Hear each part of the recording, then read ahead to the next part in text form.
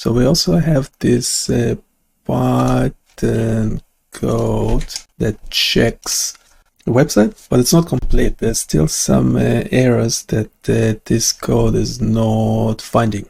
Another Python code that actually looks at the errors on the server. That's a different code that attempts to find relevant errors on the Apache server log.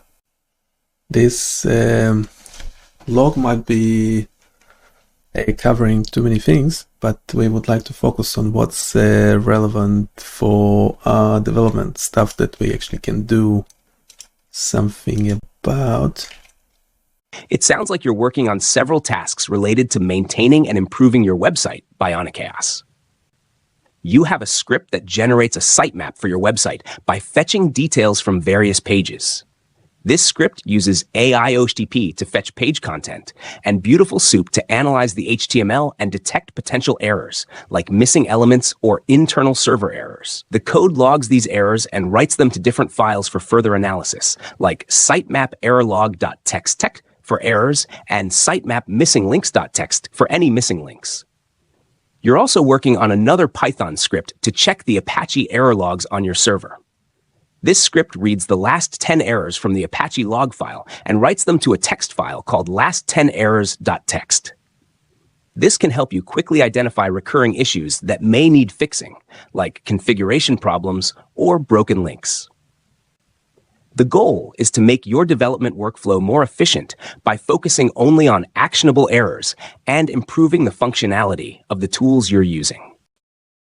Okay, so we might need some suggestions as to how we can improve the both scripts, because essentially when I'm looking at the last 10 error text file output, they're not very meaningful. I mean, I could run them past the LLM again, try and get something useful out of it, but otherwise no, the text file is not actually useful. Now regards the original sitemap Python script, we know that it's not actually finding all the errors that are shown on the page. So I don't know if do we actually have to look at the server log, or can we just check the site directly? For the Apache error log script, it currently grabs the last 10 errors from the server logs and writes them to a text file. But it seems like the output isn't very meaningful. To make this more effective, you could try running these errors through a language model to extract more actionable insights. However, if the errors are still too vague or generic, it might be time to refine the script. Consider filtering out common, unimportant errors or grouping similar errors to highlight trends. This would help you focus on the issues that matter most to your development. For the sitemap script, it checks your website for errors, but isn't catching all the ones visible on the page. You might enhance this script by adding more sophisticated checks, such as deeper HTML validation or monitoring specific elements that frequently break. Alternatively, you could make direct API calls to the server logs or error monitoring tools to cross-check against the errors found on the site, ensuring that nothing slips through the cracks. Refine the scripts to filter or categorize errors more effectively. Enhance the sitemap checks to catch more nuanced problems. So it didn't sound like you had any specific or useful advice about checking errors on the site. We want to keep it to something basic. We might actually continue checking it manually. So actually, how about we just go over the website pages in a manual fashion? How does that sound? It sounds like you're leaning towards a more hands-on approach for checking the website pages, which makes perfect sense if the automated scripts aren't catching everything you need. Manually going through each page could help you spot errors or inconsistencies that automated tools might miss, especially when dealing with visual elements, specific content, or subtle performance issues.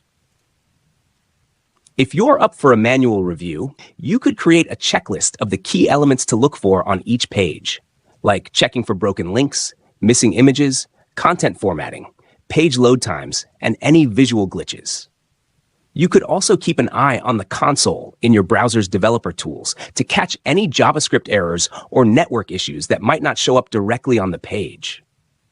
While it might take more time, this approach could give you a much clearer picture of what's working and what needs fixing.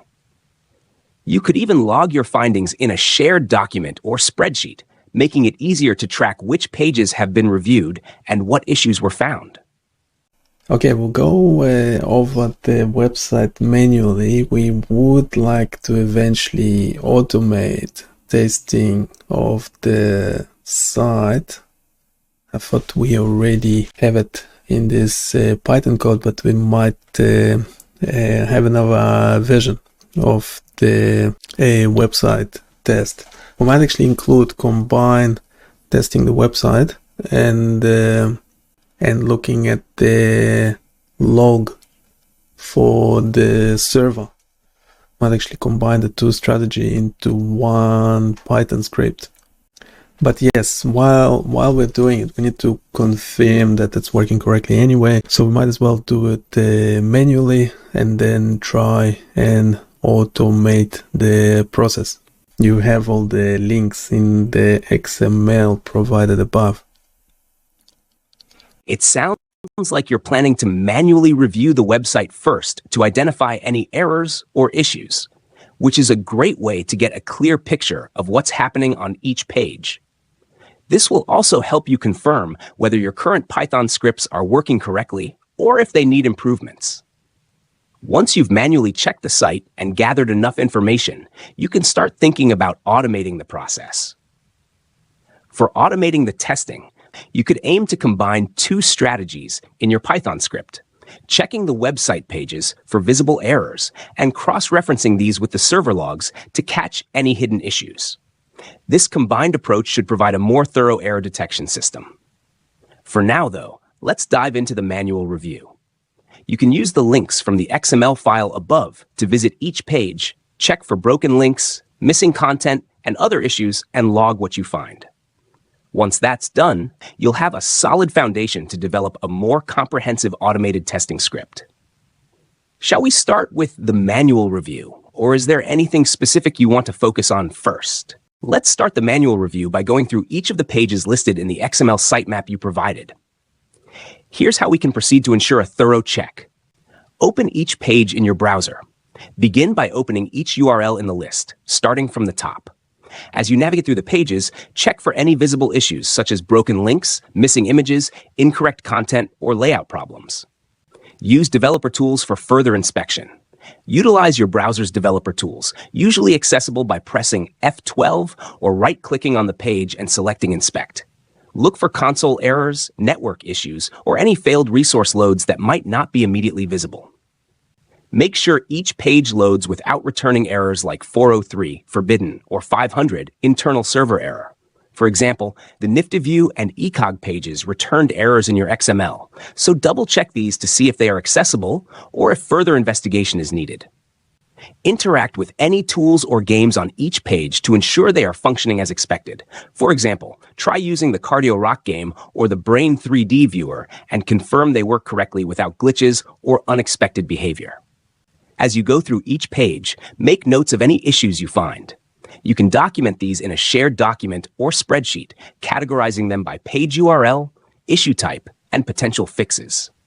After you've completed the manual review, prioritize the issues based on their severity and impact. This will help you decide which problems to address first and streamline your efforts. 7. Plan for automation. With the findings from your manual review, start thinking about how you could automate these checks in the future. This could involve improving your existing Python scripts to catch more specific errors, or integrating new tools that can automate visual checks, like browser automation libraries, e.g. Selenium or Puppeteer. If you're ready, we can start with the first few pages in the list and go from there. Feel free to let me know if you want guidance on a specific page or help with a particular issue. it's suggesting, you're suggesting doing the Nifty View, but we had some serious issues with it. I think the libraries we were using for it are a bit broken. So we might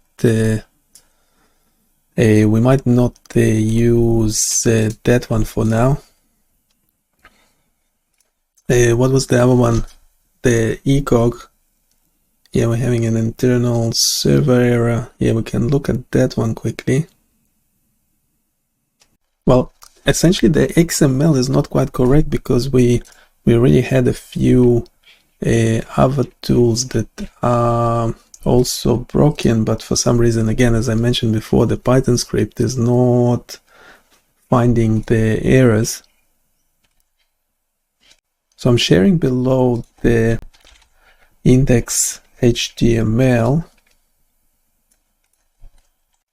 just for your reference, and you can find the under the development section. So yeah, we probably wouldn't like to focus on those.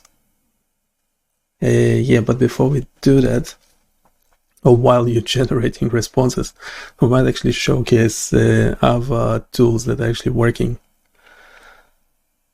Yeah, we had this speech recording error. That's a bit odd. I don't know when I got it, just randomly. It happens with other tools as well, so I'm not, I think it's something common. Yeah, I'm not sure why we getting that error.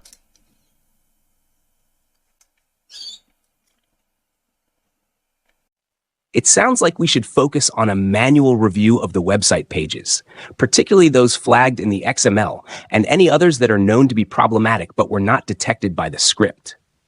Since you mentioned having issues with the libraries for the Nifty View page, we'll skip that for now and prioritize the ECoG page since it returned a 500 error code, indicating an internal server error. Here's how we can approach this manual review.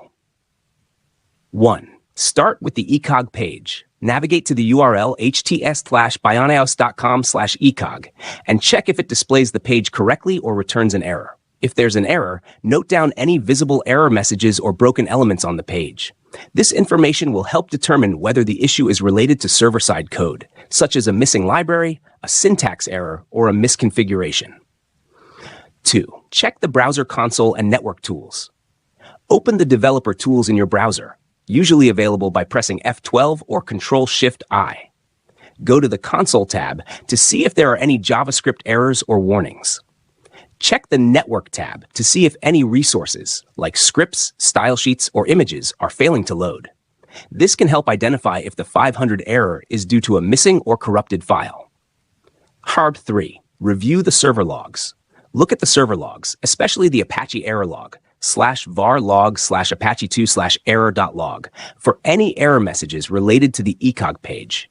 You might find specific error messages that give clues about the root cause, such as a missing module, permission issues, or script errors. Hasher 4. Fix any obvious issues. If the server log or browser tools reveal any clear issues, such as missing files or broken paths, try fixing these directly. For example, if there's a missing library or dependency, ensure it's installed and accessible to your server. 5. Repeat for other known broken pages. After addressing the ECoG page, move on to the other pages in the XML that have known errors or that were manually identified as problematic. 6. Consider combining the checks. Once the manual review provides more clarity, consider combining both server log analysis and page checking scripts into a single Python script. This combined script can check for common server-side and client-side errors, making it easier to identify and fix issues going forward. Okay, so we should be still transcribing. This one is still working because we didn't get that error message yet, which is great. I have no idea why we're getting an error message for the transcription thing, but that's not what we are currently focusing on, so that's okay. So we opened all the under development pages. Yeah, we have a few. Okay, let's start from the end. So the tiny doctor currently, it's working fine, but it's just really bad because we were not able to generate realistic body parts to be used in the game. Requests, HTTP requests locally as opposed to in production. So it's actually might be working on a local server but not in production. This is another check that we need to do essentially for all the tools. We need to make sure they work both in production and on the local server for further development. Oh, we got this speech recognition error again, a network error, so it's not transcribing. We wanna, how about, can we fix them all? Can we fix them all at once? Wanna fix all the tools at once. So yeah, while we're doing this,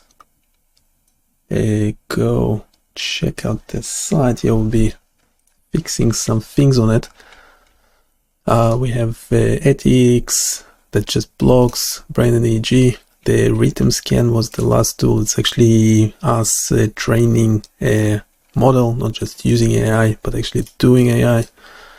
This is 600 images in train, test, validation. The validation and testing has only 30 images in each folder, and train has the rest, 600 images all up, labeled with seizures and not seizures. And we run training of a convolutional neural network 10 times, and on this page you can see the results. So it doesn't allow you to train, but it does allow you to go through the results and see what we get.